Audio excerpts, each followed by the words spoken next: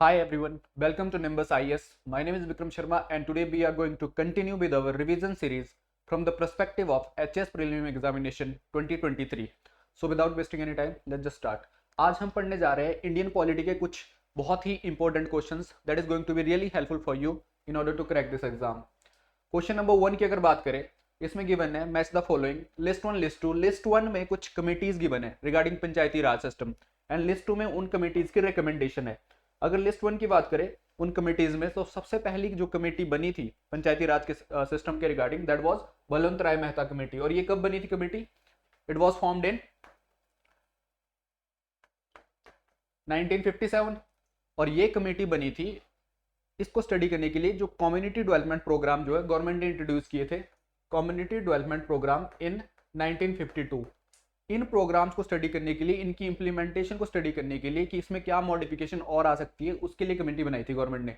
और इस कमेटी ने रिकमेंड किया था कि हमें जो है जो आर्टिकल 40 मेंशन है डीपीएसपी में उसको इंप्लीमेंट करना पड़ेगा.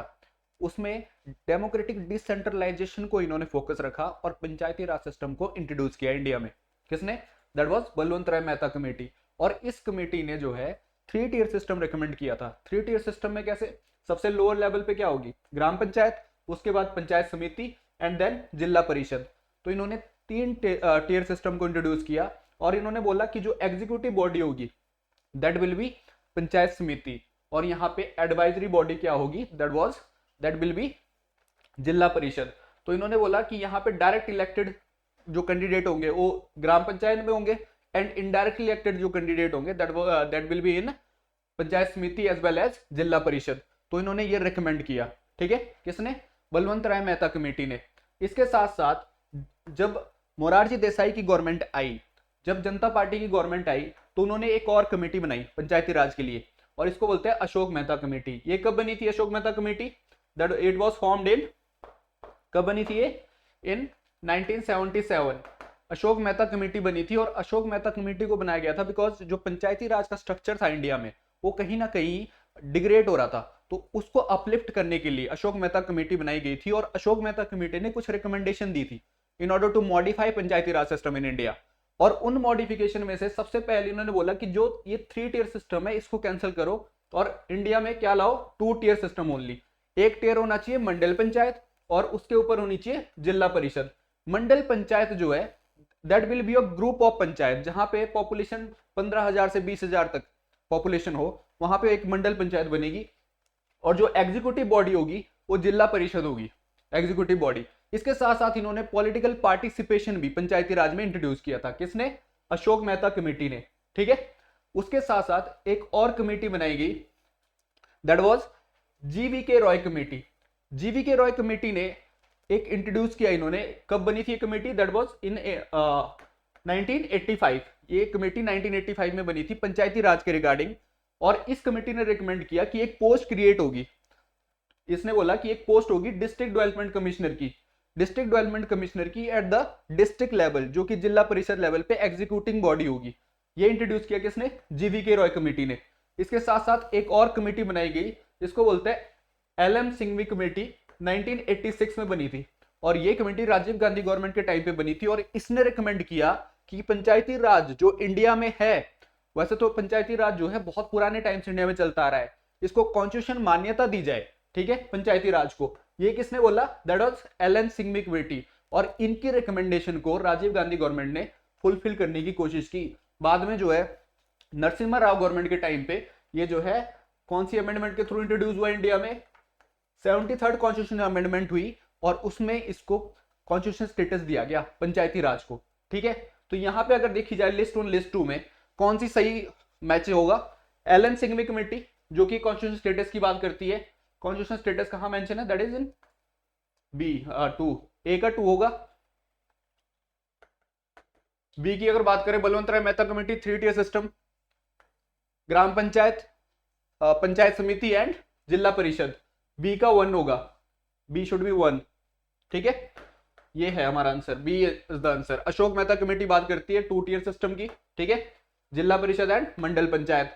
और जीवीके रॉय कमेटी बात करती है कि डिस्ट्रिक्ट में एक ऑफिसर होगा, इसको क्या बोलेंगे? District development commissioner.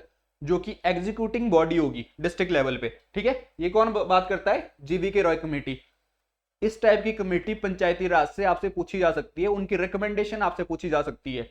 और जो ये 73rd कॉन्स्टिट्यूशन अमेंडमेंट हुई है, इसके अकॉर्डिंग पंचायती राज में क्या मॉडिफिकेशन आई है, जो फाइनेंस कमीशन जो स्टेट लेवल पे बनता है, इलेक्शन कमीशन स्टेट लेवल पे बनता है, और किस टाइप की मॉडिफिकेशन इसने लाई है पंचायती राज में, ठीक है। रिजर्वेशन पॉलिसी लाई है, वुमेन के लिए रिजर्वेशन है, SC ST के लिए रिजर्वेशन है, उसके बारे में आपको पता होना चाहिए, ठीक है। तो हमारा आंसर क्या है? That is B only. बात करते हैं क्वेश्चन नंबर सेकंड की। क्वेश्चन नंबर सेकंड में कुछ आर्टिकल्स मेंशन है और उन आर्टिकल्स के रिगार्डिंग प्रोविजन मेंशन है, ठीक है। आपने मैच द फॉलोइंग में देखना है। अगर आर्टिकल फर्स्ट आर्टिकल की बात करें, दैट इज आर्टिकल 266। ये आर्टिकल डील करता है कंसोलिडेटेड फंड ऑफ इंडिया से या फिर पब्लिक अकाउंट ऑफ इंडिया से, यहाँ पे गिवन भी है। इट मींस ए का फर्स्ट ही होगा। ये article consolidated fund of India क्या होता है? जो हमारा गवर्नमेंट का रिवेन्यू है, जो गवर्नमेंट का रिवेन्यू है वो एकोमोडेट होता है इसमें कंसोलिडेटेड फंड ऑफ इंडिया में। गवर्नमेंट जो लोन लेती है उसकी बात करें, या फिर दूसरा जो रिवेन्यू हमारा जो टैक्सेस आते हैं गवर्नमेंट को, वो कंसोलिडेटेड फंड ऑफ इंडिया में इकट्ठा होता है वो रेवेन्यू, और वहां से एक्सपेंडिचर होता है, ठीक है। जो part consolidated fund of India में नहीं आता है वो कहां सेव होता है? That is public account of India. और ये किस आर्टिकल में? Article 2661 that is consolidated fund of India, article 2662 that is public account of India, ठीक है। ये इसी का पार्ट है। दूसरा यहाँ पे आर्टिकल गिवन है that is 267।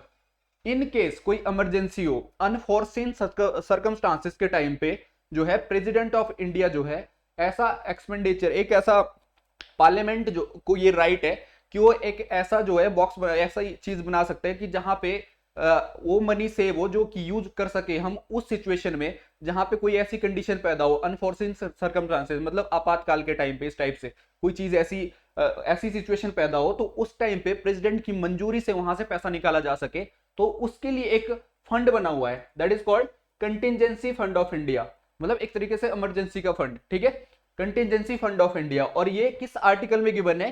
267 article of the constitution of India.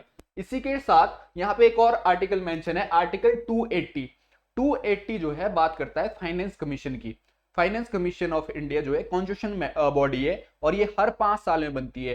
अभी जो करंटली कॉन्स्टिट्यूशन मेकिंग जो बॉडी है that is 15th finance commission. और कौन है इसके chairman? N K Singh is the chairman of 15th finance commission. तो यहाँ पे फाइनेंस कमीशन जो बॉडी है that is 5 member body appointed by the president of India, और ये कॉन्स्टिट्यूशन बॉडी है। और यहाँ पे किस आर्टिकल में मेंशन है कॉन्स्टिट्यूशन में? दैट इज 280, ठीक है। और फिर बचता है आर्टिकल 300A। आर्टिकल 300A तो बहुत पॉपुलर है। ये किससे डील करता है? राइट टू प्रॉपर्टी से। पहले क्या होता था? राइट टू प्रॉपर्टी एक फंडामेंटल राइट होता था under article 19(1)(f and article 31, ठीक है, इसमें मेंशन होता था राइट टू प्रॉपर्टी। लेकिन later on with 44th constitution amendment act in 1978 इसको फंडामेंटल राइट से हटा के कहां रखा गया? That is in article 300A। इसको क्या बना दिया गया? As a constitution right, legal right only, ठीक है, राइट टू प्रॉपर्टी। तो इसका आंसर क्या होना था? ए का तो फर्स्ट है, ए का फर्स्ट है, ठीक है। बी का क्या है? That is fourth, B is fourth, okay. And C1 280 का क्या होगा? That is 3 only. It means C should be the answer, D is 2 only, ठीक है, सी इज द आंसर। बात करते हैं क्वेश्चन नंबर 3 की। क्वेश्चन नंबर 3 में अगेन आर्टिकल मेंशन है regarding Panchayati Raj system in India, जो कि किस अमेंडमेंट से इंट्रोड्यूस हुआ था? With 73rd constitution amendment. Panchayati Raj system किस आर्टिकल में मेंशन है? 243 से लेकर 243O तक ये मेंशन है पंचायती राज सिस्टम, ठीक है। उसके बाद मेंशन है म्युनिसिपैलिटीज एंड फिर है कोऑपरेटिव सोसाइटी अंडर दिस 243 जो आर्टिकल है कॉन्स्टिट्यूशन ऑफ इंडिया का। तो यहाँ पे उसके रिगार्डिंग कुछ आर्टिकल मेंशन है पंचायती राज सिस्टम के रिगार्डिंग, और उनके प्रोविजन मेंशन है कि वहां पे क्या चीज गिवन है। अगर बात करें इलेक्शन की, election of the Panchayati Raj system, अगर बात करें इनके फाइनेंस की, टैक्स सिस्टम की बात करें, रिजर्वेशन पॉलिसी की बात करें कि रिजर्वेशन है SC ST के लिए, महिलाओं के लिए चाहे 33% रिजर्वेशन की बात करें, तो उनके रिगार्डिंग यहाँ पे आर्टिकल मेंशन है, आपको मैच करने हैं। अगर आर्टिकल 243 की बात करें, बिकॉज ये HS में पहले भी पूछा जा चुका है क्वेश्चन, आर्टिकल 243D, और ये जो किससे रिगार्डिंग डील करता है? That is with the reservation of seat for SC ST and women, इनके लिए जो रिजर्वेशन है वो इसमें गिवन है, ठीक है। इसी के साथ साथ आर्टिकल 243 के जो डील करता है इलेक्शन, पंचायती राज सिस्टम में हर 5 साल में इलेक्शन होता है, ठीक है। और इलेक्शन कौन लड़ सकता है, 21 एज होनी चाहिए इलेक्शन की, ना कि 25, ठीक है। तो यहाँ पे भी कई बच्चे कंफ्यूज हो जाते हैं। In case anyone want to fight for Panchayati Raj election, उसकी एज कितनी होनी चाहिए, दैट इज 21 ओनली। तो यहाँ पे ये प्रोविजन मेंशन कहाँ है, आर्टिकल 243 के, और यहाँ पे हर 5 साल में इलेक्शन होते हैं और पहले भी डिसमिस हो सकती है, आपसे प्रधानी पहले भी छीन ली जा सकती है इन केस आप करप्ट हो, ठीक है। अगर ऐसा कोई केस आता है तो विद इन 6 मंथ इलेक्शन होने जरूरी है पंचायती राज सिस्टम में, ठीक है। तो यहाँ पे किस में मेंशन है, ये election of the panchayat article 243 के में।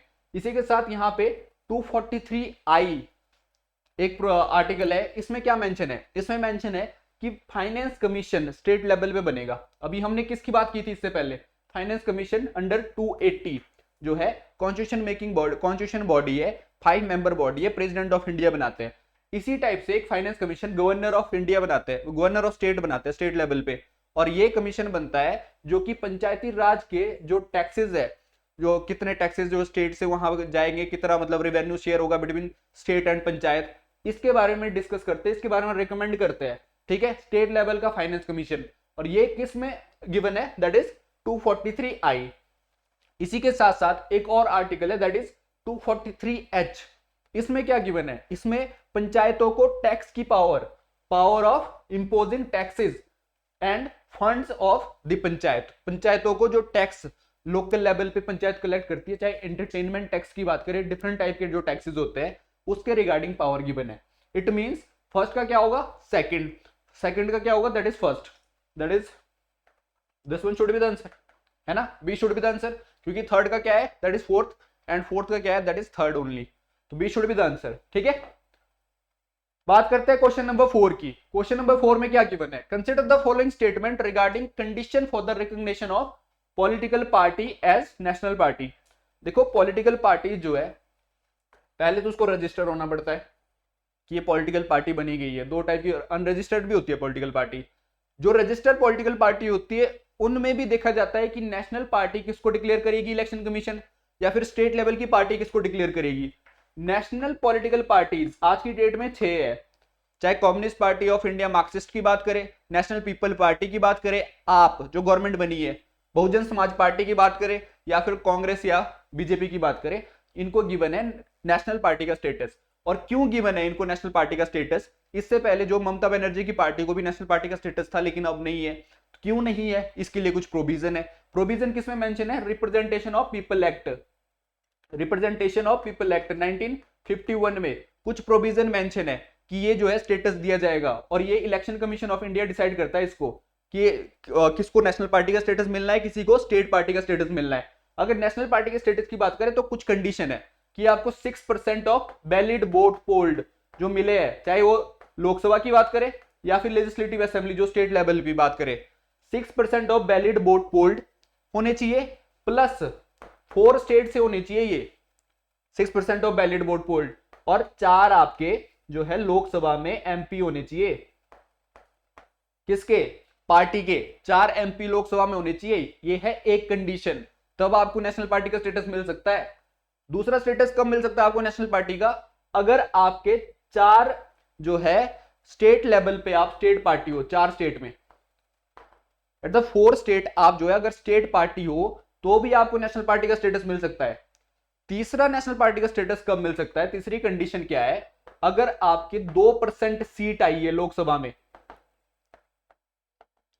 2% सीट लोकसभा में from at least 3 states, at least 3 state से आपकी 2% सीट आई है लोकसभा में, ठीक है।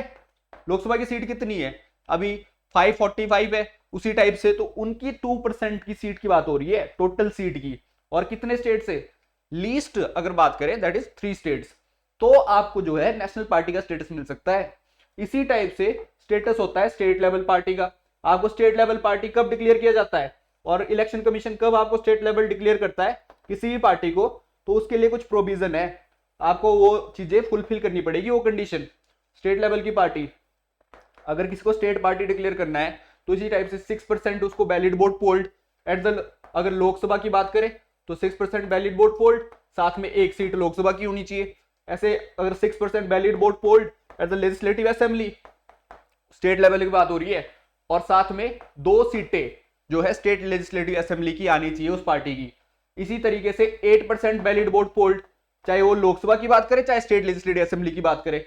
इस टाइप के प्रोविजंस है जो आपको फुलफिल करने पड़ते हैं किसके लिए, स्टेट लेवल पार्टी को डिक्लेयर होने के लिए। आपकी अगर 1 सीट आ रही है आउट ऑफ 25 सीट लोकसभा में, अगर 1 सीट आ रही है out of 25 seat from that state only, तो भी आपको नेशनल स्टेट पार्टी का दर्जा मिलता है। अगर आपको 3% ऑफ वैलिड वोट 3% सीट मिल रही है, 3% सीट मिल रही है लेजिस्लेटिव असेंबली में स्टेट लेवल की 3% सीट, और 3 सीटें मिल रही है, विच एवर इज मोर, ठीक है। अगर 3 सीटें मिल रही है या फिर 3% सीट मिल रही है लेजिस्लेटिव असेंबली में स्टेट लेवल पे, तो भी आपको क्या मिल सकता है, दर्जा स्टेट पॉलिटिकल पार्टी का, स्टेट लेवल का दर्जा मिल सकता है, ठीक है। तो उसके रिगार्डिंग कुछ प्रोविजन है यहाँ पे। 3 स्टेटमेंट गिवन है, पूछा है कौन सी सही है, कौन सी स्टेटमेंट सही है।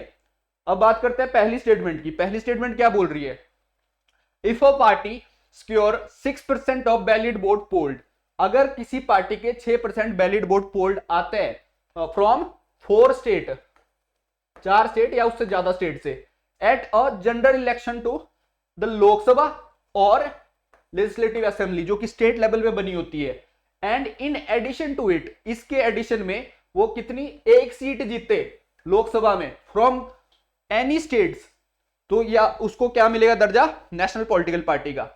यहां तक स्टेटमेंट जो है सही थी कि उसको क्या होना चाहिए, 6% वैलिड वोट पोल्ड होने चाहिए, चाहे लोकसभा की बात करें चाहे लेजिस्लेटिव असेंबली की बात करें। उसके साथ साथ जो है 4 स्टेट होने चाहिए जहां से ये बात हो रही है वैलिड वोट पोल्ड की। लेकिन यहां पे 1 सीट की बात नहीं है, कितनी सीट होनी चाहिए लोकसभा में, 4 seat. It means this statement is wrong. बात करते हैं सेकंड स्टेटमेंट की। If a party wins 2% of the seat in Lok Sabha at a general election and these candidates are elected from 3 states, यही तो बात बोली थी, ये कंडीशन तो है जहां तक नेशनल पार्टी की बात करें। It means this statement is absolutely true. Third statement की बात करें, if a party is recognised as state party in 6 state, 6 state नहीं है ये, कितने स्टेट है, 4 स्टेट, 4 स्टेट में एट लीस्ट इसको एज ए स्टेट पार्टी होना पड़ेगा, तब इसको नेशनल पार्टी का दर्जा मिल सकता है। It means this statement is also wrong. तो यहां पे करेक्ट क्या है, that is B only, 2 only is the correct, B should be the answer, ठीक है। बात करते हैं क्वेश्चन नंबर 5 की। क्वेश्चन नंबर 5 में क्या गिवन है, क्वेश्चन नंबर 5 में गिवन है कंसिडर द फॉलोइंग स्टेटमेंट। यहां पे 3 स्टेटमेंट गिवन है और आपसे पूछा है कि कौन सी स्टेटमेंट सही है, कौन सी स्टेटमेंट सही है।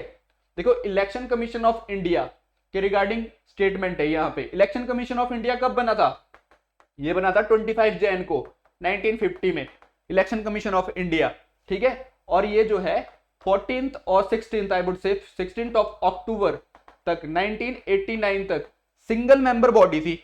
उसके बाद जब 16th ऑफ अक्टूबर में यहां पे मॉडिफिकेशन हुई वोटिंग एज में, कितनी रखी voting age, from 21 to 18, voting age जो है उसको घटा दी गई। 18 साल के लोग भी अब वोट दे सकते हैं। लोकसभा की बात करें, स्टेट लेजिस्लेटिव असेंबली की बात करें, उनकी इलेक्शन में तो स्ट्रेंथ बढ़ गई लोगों की वोटिंग एज में यहाँ पे। तो यहाँ पे उस काम को और ज्यादा बढ़ गया था काम, उसको एकोमोडेट करने के लिए यहाँ पे जो पहले सिंगल मेंबर बॉडी थी उसको मल्टी मेंबर बॉडी बनाया गया। और इलेक्शन कमीशन ऑफ इंडिया में कितने मेंबर है अब, 3 मेंबर, एक है चीफ इलेक्शन कमिश्नर एंड 2 है इलेक्शन कमिश्नर। कौन अपॉइंट करता है, प्रेसिडेंट ऑफ इंडिया। तीनों के पास सेम पावर होती है। अगर कोई डिस्प्यूट हो रहा है तो उसमें मेजोरिटी डिसाइड करेगी उस डिस्प्यूट को किसी भी केस में, ठीक है। तो इलेक्शन कमीशन ऑफ इंडिया की बात यहां की बने कि 3 मेंबर बॉडी है और जो है कौन अपॉइंट कर रहा है, that is president of India, ठीक है। पहली स्टेटमेंट की अगर बात करें, पूछा है करेक्ट कौन सी है, election commission of India is a 5 member body. As I said कि ये जो है 3 मेंबर बॉडी है करंटली। पहले जो है सिंगल मेंबर थी, फिर 3 मेंबर बनी, फिर 1993 में दोबारा इसको, मतलब पहले 1990 में इसमें मॉडिफिकेशन हुई, इसको दोबारा सिंगल मेंबर बना दिया गया। 1993 में फिर मॉडिफिकेशन हुई, इसको दोबारा 3 मेंबर बॉडी बना दिया गया और आज की डेट में भी ये 3 मेंबर बॉडी है। इट मींस ये स्टेटमेंट तो गलत है। दूसरी स्टेटमेंट की अगर बात करें, union minister of home affair decide the election schedule for the conduct of both general election and by election. By election, general election कौन डिसाइड करता है? ये शेड्यूल डिसाइड करता है election commission of India, not the home minister. अगर home minister की बात करें वो तो अलग विभाग है। इलेक्शन कमीशन ऑफ इंडिया के पास क्वासी जुडिशियल पावर्स है, इलेक्शन कमीशन ऑफ इंडिया के पास एडवाइजरी पावर्स है, इलेक्शन कमीशन ऑफ इंडिया के पास एडमिनिस्ट्रेटिव पावर है। किसी भी पार्टी को रिकॉग्नाइज करना है, डी रिकॉग्नाइज करना है, किसी भी टाइप का इलेक्टोरल डिस्प्यूट सॉल्व करना है, किसी भी पार्टी को इलेक्टोरल सिंबल डिस्ट्रीब्यूट करने हैं, या फिर जो कॉन्स्टिट्यूएंसी है उसका एरिया जो है वो डिटरमाइन करना है, ठीक है, वो कौन डिसाइड करता है? Election commission of India.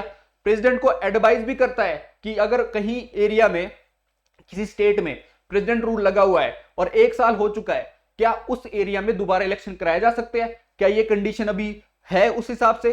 तो ये कौन डिसाइड करता है? Election commission of India advice करता है। इसी टाइप से एमएलए को भी वो रस्टिगेट करना है, किसी एमएलए को, किसी एमपी को हटाना है, उसके रिगार्डिंग प्रोविजन जो है कौन एडवाइस देता है प्रेसिडेंट को? एमएलए, एमपी के लिए that is election commission of India. MLA के लिए जो गवर्नर को एडवाइस देता है, किसको? That is election commission of India देता है ये एडवाइस। तो ये जो है एडवाइजरी बॉडी भी है और ये जो है क्वासी जुडिशियल बॉडी भी है, डिस्प्यूट रिजॉल्व करती है, और एडमिनिस्ट्रेटिव बॉडी भी है, ठीक है। और ये रिकमेंड करती है, उनको रिक्वेस्ट करती है प्रेसिडेंट को, गवर्नर को, ड्यूरिंग इलेक्शन की आप जो है हमें स्टाफ दो इलेक्शन कंडक्ट कराने के लिए। मॉडल कोड ऑफ कंडक्ट ये जो है इलेक्शन के टाइम पे इंप्लीमेंट करती है, इलेक्शन की डेट इशू करती है, कब इलेक्शन कराने हैं, कहां इलेक्शन होने हैं, किस हिसाब से होने हैं, सब कुछ ये प्रिपेयर करती है, ठीक है। वोटर को रजिस्ट्रेट करती है, पूरे काम किसके है? That is election commission of India के। तो यहां पे गिवन है जो statement second, that is wrong. Statement third की अगर बात करें, election commission resolve the dispute regarding the split merger of regional political parties. ये तो स्टेटमेंट बिल्कुल सही है कि किसी भी टाइप का जो स्प्लिट होता है, दरार आना, मर्जर होता है मिलना, इंटीग्रेट होना, तो कहने का मतलब है ये डिस्प्यूट कौन रिजॉल्व करता है? That is election commission of India. तो यहां पे कौन सी स्टेटमेंट सही है? Only the third statement is right, rest of the statement 1 and 2 is wrong. It means हमारा आंसर क्या होना चाहिए? That is D only. Answer क्या होना चाहिए? 3 ओनली, ठीक है, that should be the answer.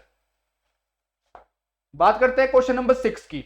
The fundamental objective of Panchayati Raj system is to ensure which among the following.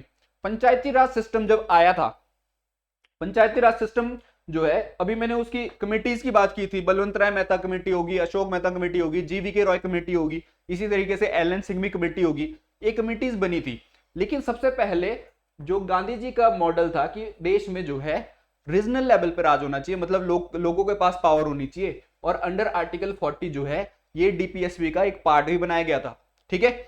इसमें गांधी जी चाहते थे कि डेमोक्रेटिक डिसेंट्रलाइजेशन हो।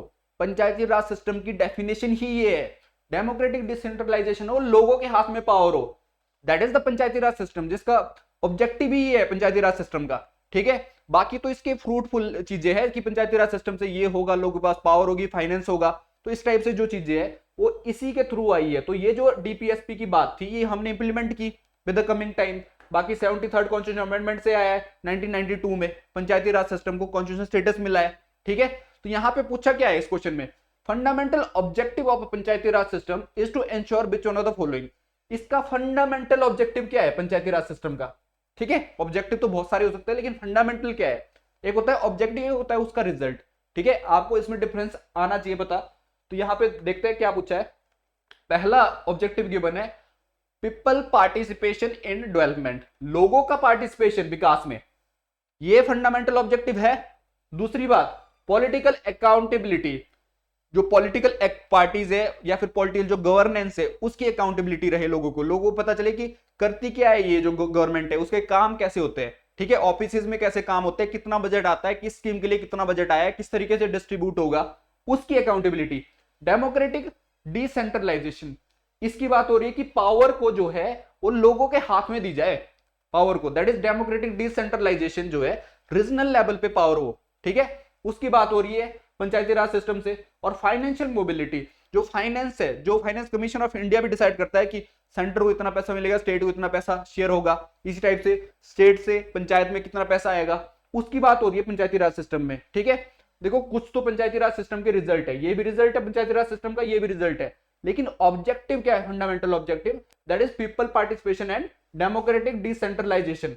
ये चीज आपको पता होनी चाहिए, बिकॉज बच्चे कंफ्यूज हो जाते हैं, क्योंकि लग तो ये सारे सही रहे हैं प्रोविजन तो यहाँ पे जो गिवन है, लेकिन एग्जैक्ट ऑब्जेक्टिव क्या है फंडामेंट पंचायती राज सिस्टम के, दैट इज डेमोक्रेटिक डिसेंट्रलाइजेशन, लोगों का पार्टिसिपेशन इज द ऑब्जेक्टिव। तो हमारा आंसर क्या होना था, that is 1 and 3 only, C should be the answer. ठीक है, ये क्वेश्चन जो है यूपीएससी एक बार पूछ चुका है और मैंने यहाँ पे इसको इसीलिए डाला है बिकॉज देयर इज पॉसिबिलिटी कि ये क्वेश्चन जो है एचएस लेवल पे भी आ सकता है, बिकॉज एचएस का लेवल अब वो नहीं रहा कि भाई स्टेट लेवल पे ही आएंगे क्वेश्चन जो है बहुत ही एडवांस हो चुके हैं। ठीक है, तो आपको पता होना चाहिए कि क्वेश्चन जो है इस टाइप पे भी फ्रेम हो सकते हैं। ठीक है, बात करते हैं क्वेश्चन नंबर 7 की, provision regarding national commission for backward class. National commission for backward class कब बनाई ये बना था 1993 में। ठीक है, national commission for backward class 1993 में, और 1992 में इसको रेकमेंड किया था, किसने रेकमेंड किया था, जो एक केस हुआ था इंदिरा साहनी केस। इस केस ने जब यूनियन ऑफ इंडिया के साथ केस हुआ था ये, इस केस में कुछ रिकमेंडेशन दी थी और उस रिकमेंडेशन का एक रिजल्ट क्या था, national commission for backward class. और बाद में इसको जो है कॉन्स्टिट्यूशन स्टेटस दिया गया। कॉन्स्टिट्यूशन स्टेटस कब मिला, under constitution amendment 102 constitution amendment में इसको कॉन्स्टिट्यूशन स्टेटस दिया गया। और किस आर्टिकल में है ये mention, that is 338B national commission for backward class. इसी के साथ 340 में डेफिनेशन है कि किसको मिलेगा नेशनल कमीशन फॉर, मतलब किस क्या चीज कवर है इसमें कवर है socially and educationally backward class. इसी के साथ साथ आर्टिकल 342(1) ये जो है प्रेसिडेंट ऑफ इंडिया को ये पावर देती है कि वो डिक्लेयर कर सकते हैं किसी को नेशनल कमीशन, मतलब बैकवर्ड क्लास, किसी भी क्लास को। और उस क्लास को अगर बैकवर्ड क्लास प्रेसिडेंट को डिक्लेयर करना है तो उनको कंसल्ट करना पड़ेगा गवर्नर को, पार्लियामेंट में रेजोल्यूशन पास करना पड़ेगा, तभी यहाँ पे मॉडिफिकेशन होगी इस लिस्ट में। जो बैकवर्ड क्लास कमीशन की बात करें, उसकी लिस्ट की बात करें कि कौन सी क्लास जो है बैकवर्ड क्लास है। ठीक है, उसके रिगार्डिंग प्रोविजन यहाँ पे गिवन है। बात करते हैं पहली स्टेटमेंट की, 3 स्टेटमेंट गिवन है और पूछा है कौन सी स्टेटमेंट सही है। ठीक है, 3 स्टेटमेंट में पहली statement 102nd constitution amendment act inserted new article 338A and 342A to the constitution of India. तो यहां पे कुछ गिवन है कि ये जो है इसने ये आर्टिकल इंसर्ट किए है। अगर बात करें 338A, ये जो है नेशनल कमीशन शेड्यूल कास्ट के लिए है, ना कि बैकवर्ड क्लास के लिए। It means this one is wrong. ठीक है, ये सही है 342A। ठीक है, तो यहाँ पे ये स्टेटमेंट, यहाँ ये वाला प्रोविजन सही है, ये प्रोविजन सही है, लेकिन ये प्रोविजन गलत है, ये जो आर्टिकल मेंशन है दैट इज रॉन्ग। ठीक है, it means first statement is wrong. Second statement की बात करें, national commission for backward class was outcome of Indira Sahni case और मंडल कमीशन। सुना होगा, ये तो बड़ा फेमस रहा है, मंडल कमीशन ऑफ 1992। मंडल कमीशन को जो है 1980 में बनाया गया था। ठीक है, मंडल कमीशन को, और बाद में इसने रिकमेंडेशन दी थी कि कौन सी जो कास्ट इंडिया में जिसको बैकवर्ड क्लास में डिक्लेयर किया जा सकता है। और इसने जब रिपोर्ट दी अपनी, तो इसने बोला कि इंडिया में 52% पॉपुलेशन बैकवर्ड क्लास है। 52% population socially educationally backward class की बात हो रही है। 52% एक्सक्लूडिंग SC/ST, SC/ST नहीं आते इसमें, एक्सक्लूडिंग SC/ST। तो इसने कितनी कास्ट का सर्वे किया था, दैट वाज 3743 कास्ट इसमें सर्वे हुआ था कि इतनी कास्ट जो है बैकवर्ड क्लास में आएगी। ठीक है, और इसके साथ साथ इन्होंने रिकमेंड किया था कि 50% रिजर्वेशन की पॉलिसी आई थी, 50% रिजर्वेशन टू SC/ST OBC। ठीक है, इसकी बात की थी किसने, मंडल कमीशन ने। काफी प्रोटेस्ट हुए थे मंडल कमीशन के खिलाफ जब इसको किस गवर्नमेंट ने इंप्लीमेंट किया था, बीपी सिंह गवर्नमेंट 1990। मंडल कमीशन की रिपोर्ट को इंप्लीमेंट किया था इन्होंने, बीपी सिंह की गवर्नमेंट ने। ठीक है, तो इसके खिलाफ काफी प्रोटेस्ट हुए थे। फिर बाद में भी जो ये 50% का क्राइटेरिया है इसको और मॉडिफाई किया गया जब नरसिम्हा राव जी की गवर्नमेंट आई थी 1991 में। उन्होंने क्या बोला कि जो है 27% रिजर्वेशन किसको रहेगा, ओबीसी को, और ये यहाँ पे एक क्रीमी लेयर रहेगी इसमें 27% रिजर्वेशन ओबीसी को, जो कि एक इनकम क्राइटेरिया जोड़ा गया इसके साथ साथ। लेकिन इसके साथ साथ इन्होंने बोला कि 10% रिजर्वेशन जो है हायर कास्ट जो जनरल कैटेगरी है उसकी भी बात की इन्होंने, नरसिम्हा राव की गवर्नमेंट ने 10% रिजर्वेशन। ठीक है, लेकिन यहां पे इन चीजों को चैलेंज किया गया under Indira Sahni case versus union of India in 1992, और इसमें 9 जजेस बेंच बैठी थी और उन्होंने रिकमेंडेशन दी कि यहां पे 27% का क्राइटेरिया तो अपहेल्ड रहेगा, लेकिन क्रीमी लेयर एक क्राइटेरिया इंट्रोड्यूस किया गया कि 8 लाख से ज्यादा जो है आज की डेट में बात कर रहा हूं 8 लाख से ज्यादा जो है वहां पे इनकम नहीं होनी चाहिए, ठीक है, इन केस ऑफ बैकवर्ड क्लास। इसके साथ साथ आप जो है रिजर्वेशन का फायदा सिर्फ एंट्री में ले सकते हो, प्रमोशन में नहीं मिलेगा अगर ओबीसी की बात करें, अदर बैकवर्ड क्लासेस की। और इन्होंने जो ये 10% का क्राइटेरिया नरसिम्हा राव गवर्नमेंट ने लाया था हायर कास्ट के लिए, इसको भी खारिज कर दिया गया, ठीक है, जो 10% का क्राइटेरिया था। बाद में आज की डेट में तो है यहाँ पे 10% रिजर्वेशन बीकर सेक्शन को under 103rd constitution amendment act, 10% reservation है बीकर सेक्शन को आज की डेट में, लेकिन उस टाइम पे रिजेक्ट कर दिया गया था ये, ठीक है, उसकी बात हो रही है। और साथ में इंदिरा साहनी केस में, इसी केस में मंडल कमीशन के केस में ये रिकमेंड हुआ था कि ओबीसी के लिए कमीशन बनाया जाएगा, ठीक है, national commission for backward class बनाया जाएगा, ठीक है, उसके तहत बनी है ये बॉडी। इट मींस ये जो स्टेटमेंट है बिल्कुल सही है, फर्स्ट स्टेटमेंट रॉन्ग है, सेकंड स्टेटमेंट सही है। National commission for backward class work under ministry of social justice and empowerment, absolutely true. ये जो स्टेटमेंट है, जो मिनिस्ट्री गिवन है, यही मिनिस्ट्री, इसी मिनिस्ट्री के अंडर वर्क करती है national commission for backward class, ठीक है। इट मींस करेक्ट स्टेटमेंट क्या है, that is 2 and 3 only, correct statement should be D, ठीक है, D is the correct answer, ठीक है। बात करते हैं क्वेश्चन नंबर 8 की। क्वेश्चन नंबर 8 में क्या पूछा गया है, in the removal of which of the following officials the parliament does not play any role. देखो जितने भी कॉन्स्टिट्यूशन मेकिंग बॉडीज है, कॉन्स्टिट्यूशन बॉडीज है, इनको कॉन्स्टिट्यूशन स्टेटस गिवन है, या फिर नॉन कॉन्स्टिट्यूशन बॉडीज है, उनके रिमूवल का कुछ प्रोसीजर मेंशन है। अब उनके रिमूवल कैसे होता है, किस टाइप से होता है, उनके रिगार्डिंग कुछ यहाँ पे 4 बॉडीज मेंशन है, और पूछा है कि कौन सी बॉडी में पार्लियामेंट का रोल नहीं है, ठीक है, उनके इंपीचमेंट में, उनके रिमूवल में, नॉट प्ले एनी रोल, ठीक है। जज की बात करते हैं, सुप्रीम हाई कोर्ट या फिर जज ऑफ सुप्रीम कोर्ट, किस में मेंशन है ये हाई कोर्ट के जज के बारे में, that is 217 article constitution of India का, और 218 जो है इनके रिमूवल के बारे में मेंशन है कि जज कैसे रिमूव होंगे हाई कोर्ट के। और इसी तरीके से सुप्रीम कोर्ट के जज की बात करते हैं तो वहां 124 आर्टिकल आता है कॉन्स्टिट्यूशन ऑफ इंडिया का, और इसी में इनकी अपॉइंटमेंट मेंशन है, इसी में इनका रिमूवल का प्रोसीजर मेंशन है, ठीक है। चेयरमैन यूपीएससी की बात करते हैं, 317 आर्टिकल कॉन्स्टिट्यूशन ऑफ इंडिया का, उसमें मेंशन है इनके इंपीचमेंट के रिगार्डिंग प्रोसीजर, ठीक है। और यहाँ पे कैग की बात करता है, controller and auditor general of India, 148 article of the constitution of India, ठीक है। इसमें मेंशन है कि कैग की अपॉइंटमेंट प्रेसिडेंट करेंगे और कैग का रिमूवल किसका प्रोसीजर क्या है, ठीक है।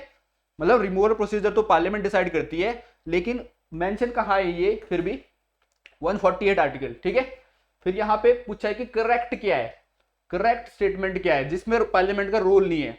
देखो जज की बात करें, सुप्रीम कोर्ट की बात करें, चाहे फिर हाई कोर्ट की बात करें, ठीक है, और कैग की बात करें या फिर इलेक्शन कमीशन ऑफ इंडिया की बात करें, इनके रिमूवल के लिए आपको रेजोल्यूशन लाना पड़ेगा पार्लियामेंट में, ठीक है। जब रेजोल्यूशन आएगा और रेजोल्यूशन स्पेशल मेजोरिटी से पास होगा, स्पेशल मेजोरिटी का मतलब क्या है, 2/3 मेजोरिटी, जब वो रेजोल्यूशन स्पेशल मेजोरिटी से पास होगा पार्लियामेंट में और फिर प्रेसिडेंट की मंजूरी मिलेगी, तब रिमूव होंगे, समझ रहे हो। कैग की बात करें चाहे फिर हाई कोर्ट सुप्रीम कोर्ट के जजेस की बात करें। लेकिन यहां पे यूपीएससी के जो चेयरमैन की बात है, यूपीएससी के जो चेयरमैन की बात है, वहां पे पार्लियामेंट का रोल नहीं है, वहां पे किसके पास है power, that is president of India remove कर सकते हैं, लेकिन उनको किसकी गाइडलाइन फॉलो करनी पड़ेगी, सुप्रीम कोर्ट की एक कमेटी बनेगी, सुप्रीम कोर्ट जो है इन्वेस्टिगेशन करेगा, किस बेस पे रिमूव किया जा सकता है, मिसबिहेवियर के बेस पे यूपीएससी के पर्सन को, ठीक है, चेयरमैन को। तो मिसबिहेवियर हो, इनकैपेबिलिटी हो, तो इनकैपेसिटी के केस में इनको रिमूव किया जा सकता है, लेकिन उसके लिए सुप्रीम कोर्ट जो है इन्वेस्टिगेट करेगा, और अगर उन्होंने पाया कि ये जो है बिल्कुल वैलिड प्रोविजन इनको रिमूव करना, तो रिमूव कर दिया जाएगा। लेकिन अगर इन्होंने उसको बर्खास्त कर दिया, वो प्रोसीजर उनका रिमूवल का, तो रिमूव नहीं होंगे। कहने का मतलब है ये जो है पार्लियामेंट में नहीं जाएगा, ये मैटर पार्लियामेंट में मैटर जाएगा सुप्रीम कोर्ट, हाई कोर्ट या फिर कैग का, not of UPSC. It means parliament doesn't play any role in case of UPSC, जो चेयरमैन को रिमूव करना है, ठीक है। तो यहां पे आंसर क्या बनता है हमारा, दैट इज डी, 3 ओनली, ठीक है। इस केस में कोई रोल प्ले नहीं करती पार्लियामेंट, ठीक है। क्वेश्चन नंबर 9 की बात करते हैं, consider the following statement regarding election commission of India. Again election commission of India बहुत ही इंपॉर्टेंट टॉपिक है, ठीक है। 6 साल के लिए टर्म होता है इनका, 65 year max to max, whichever is earlier, ठीक है। प्रेसिडेंट ऑफ इंडिया अपॉइंट करते हैं election commission of India. Article कौन सा है, 324 आर्टिकल है इलेक्शन कमीशन ऑफ इंडिया से, तो आपको पता होना चाहिए इनके बारे में प्रोविजन क्या क्या है, ठीक है।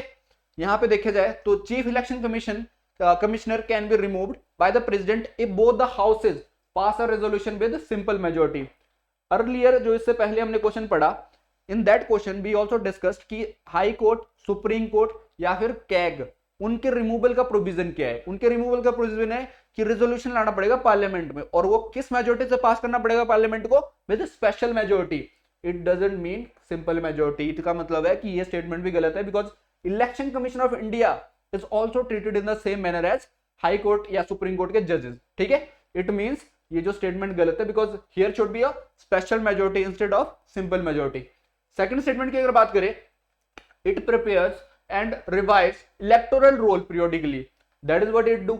इसका मतलब है कि इलेक्शन कमीशन ऑफ इंडिया जो है हर इलेक्शन के पहले एक सर्वे करता है कि कितने लोग वोटर्स है, उनके लिए इलेक्टोरल रोल प्रिपेयर करता है पीरियोडिकली, और फिर इलेक्शन होते हैं। ठीक है, तो ये वर्क किसका है, इलेक्शन कमीशन ऑफ इंडिया का। इट मींस ये स्टेटमेंट तो सही है। ठीक है, कितने वोटर्स है, वोटर की ऑडिटिंग सब कुछ होती है।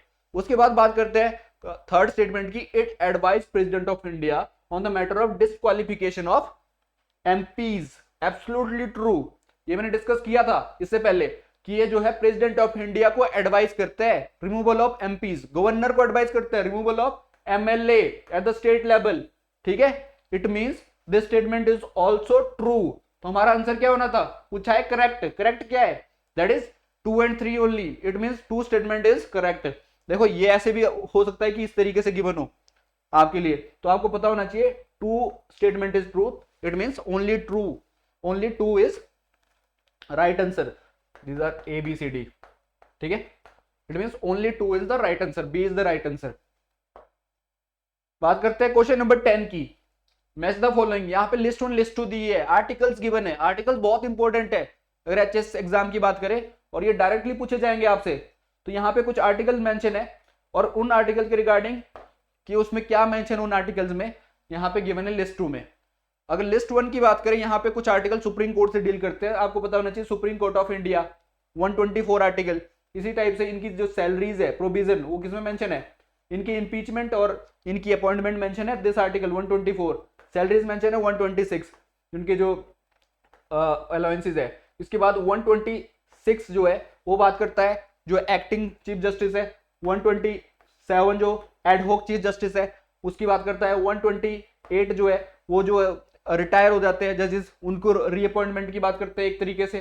ठीक है, रिटायर्ड जजेस की सुप्रीम कोर्ट में। 129 अगेन इनके रिगार्डिंग प्रोविजन है कोर्ट के, सुप्रीम कोर्ट जो है वो एपेक्स कोर्ट है, लास्ट ऑर्डर रहता है इनका, और उसको कोई सुपरसीड नहीं कर सकता। इसी तरीके से 130 सीट कहाँ होगी सुप्रीम कोर्ट की, ये डिसाइड होता है। इस तरीके से 131 आर्टिकल किसकी बात कर रहा है, ये जो है ओरिजिनल जुडिक्शन की बात करता है सुप्रीम कोर्ट के, कि जो है सुप्रीम कोर्ट जो है इंटर स्टेट कोई डिस्प्यूट है, सेंटर स्टेट का कोई डिस्प्यूट है, वो रिजॉल्व करे। ठीक है, इस तरीके से 132 आर्टिकल किसकी बात करता है, ये 132 ये बात करता है एडवाइजरी जुडिक्शन सुप्रीम कोर्ट की in case of special matters.